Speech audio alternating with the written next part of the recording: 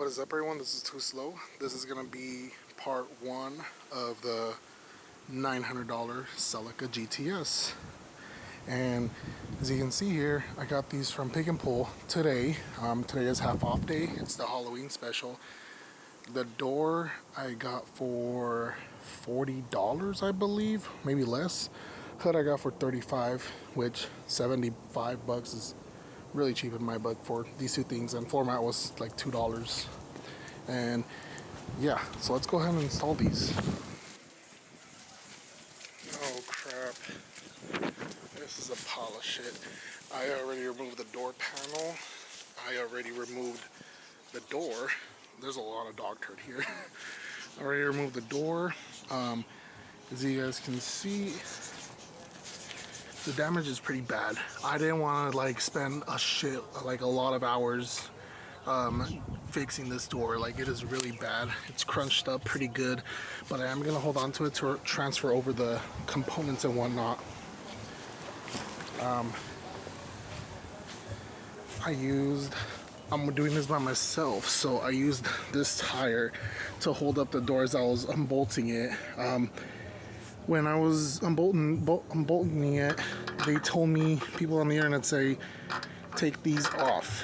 Don't take it off from the hinge onto the vehicle, because you're gonna de-align the door, I guess you could say, or it's not gonna be aligned properly, and it's a nightmare. So I decided to go that route, and I'm gonna go ahead and install the door right now.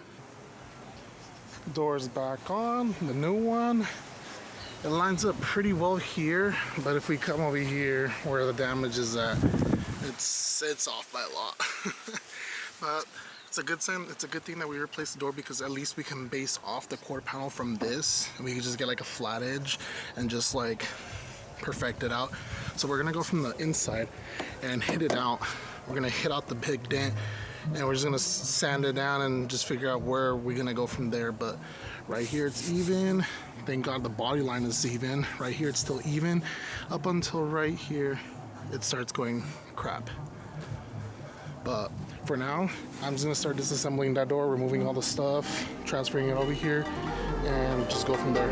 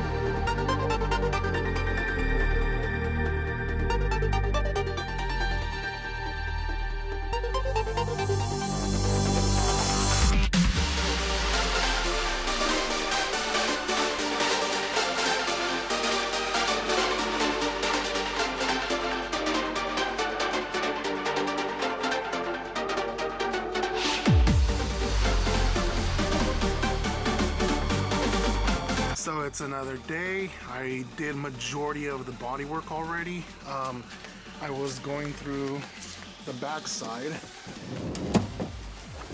I was going through the back side a lot, because that's where I was getting most of my body work done. And it's probably gonna be hard to see without light in here. I don't have my light bar with me right now. But what I was doing is basically I was using this Harbor Freight, what are these, breaker bars, crowbars? I don't even, pliers? I don't even know the proper name for them. But anyways, I was using that to pop out the dent. Majority of it's already popped out. Let me close the door. As you can see, majority of it is already popped out. We're gonna use a little bit of filler to make it even, make it smooth. The only damage was right here in this area. It did show in the pictures that it went all the way over here, but we were able to pop out the huge dent. And I already used my Harbor Freight angle grinder to take off the paint. Now what we're gonna do is prep some Bondo fiberglass and use it right here. Then once we do that, we're gonna sand it down, make it look pretty good, and then apply a final layer of professional gold body filler, and should be good to go. So here I have the Tsunami front bumper, and as you can see, it is cracked all the way through. It's cracked all the way through. Oh. See if my light helps out a bit, but it's cracked all the way through. You can see it's cracked in half. Basically, the bumper's cracked in half on the lower part of the lip. Very typical. People don't know how to drive lowered cars, or if lowered, probably the body kit makes them look lower, but they're not lowered. Anyways, I had already removed the rivets that were holding it in place. I don't know why the person used rivets, and this is what they used to hold the whole thing together. This piece of, I don't know, steel. They basically had it under here holding this together, but it just had so much flex and so much play. I was just like, screw that. And for the bottom part right here, see right there where the holes are at, they used a piece of fucking tube, man. Come on. Like, they put it right here in the back, and that held it together. I mean, it held, but it was very wobbly and loose, and it's like, why do you do this? Why don't you just fix it right? But here I am. I am gonna show you guys how to fix this right. The first thing you want to do is cleaning your work area. We already cleaned it, and what I'm going to do is I'm going to get my Dremel, and what we're gonna do is just cut a groove, like a U-shaped groove, all down the ledge, or all down the center, and you're gonna be making like a U shape. And what this U shape allows you to do is it helps create like a little valley, so that it merges. You can add material to your area and help it merge together. That's what we're gonna do. We're gonna use my polyvance welder to do that. And I'm gonna go ahead and do this right now.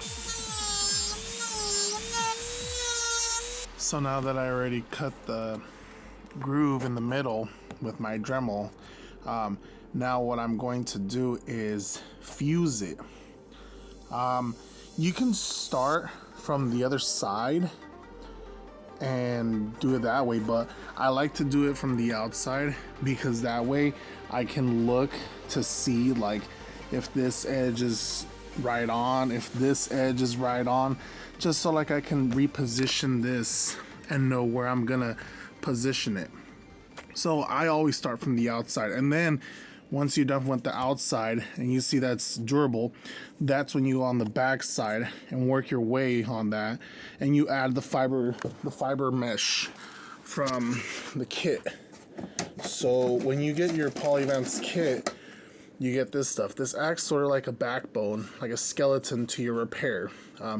If you guys saw my previous video when I repaired Equinox's TRD bumper, this is what I used behind the bumper. And here's my polyvance gun. Another thing, if you guys can see, that I'm in my room right now. It is super cold right now. It is maybe, it's right now 10 o'clock. It's night outside, and I have nothing. I can't see outside, so I'm inside my room, and it's better to work comfortable, if that makes sense. And I could pick up all this later, but anyways, I have my polyvance welder right here, and I have it set to the R2 setting, because we're gonna be using the polyvance, what is this called? R02-01. So this is this type of material. It's basically this material in a rod. And when we let this warm up completely, that's when we start fusing it together and joining them, merging them. And let's see, if it's already pretty hot, so I'm gonna go ahead and start welding this. So as you can see, I already fused it together. It's only on one side, and it's only on the top side. It's kind of annoying, or I guess you can say it's not the most exciting thing to see me do. I guess I could show you guys what I actually do. So what I do first is I feed the rod through that little hole right there, and what that does is when I'm going over the pass, it's melting the rod as it goes through the hole, and once it comes out the hole right here at the bottom, it's already hot to the point where it starts already bonding.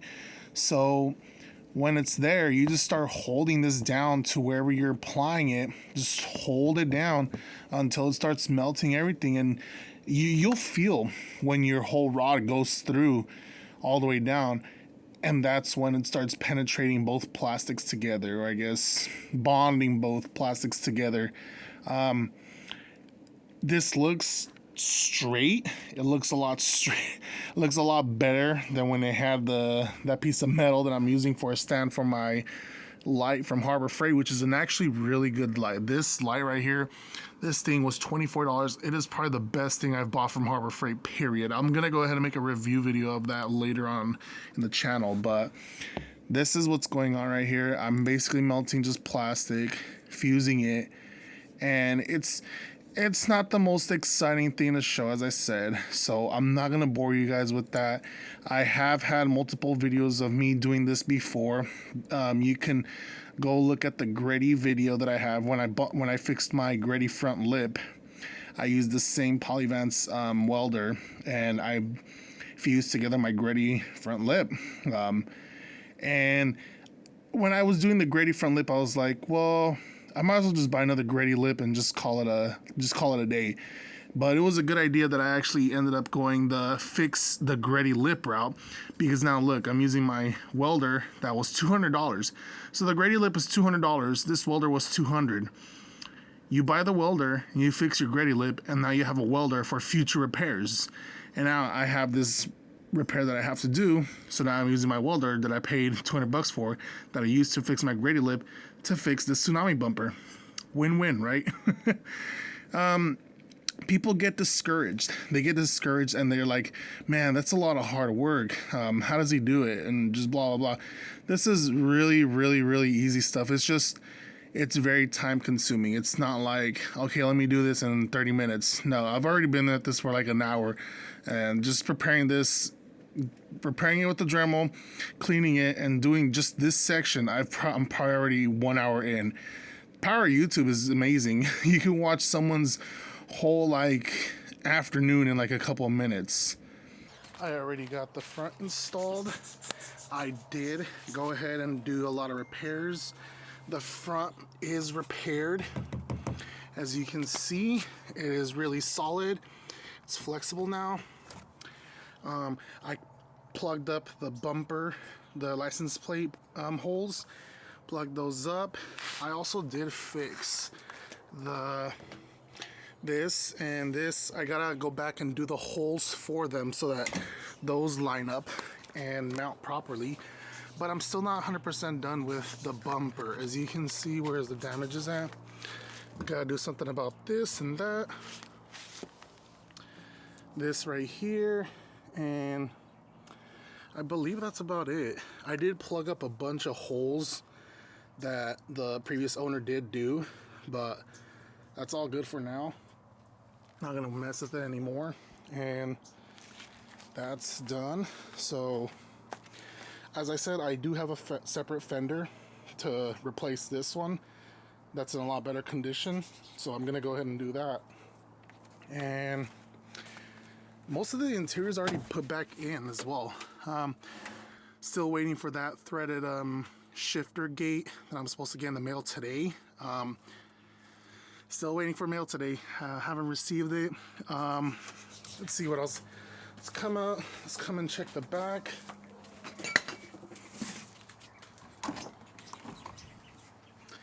I did find a privacy cover from the junkyard for $5. It is the black 03 and up one, so that's good. I already installed the rear panels. Still gotta finish this side so that I could put that panel back on. And I do have to purchase hood strut supports because these are failed already. These failed already, and they don't hold the hatch up. But so far so good. Just wanted to give you guys a quick little update on it.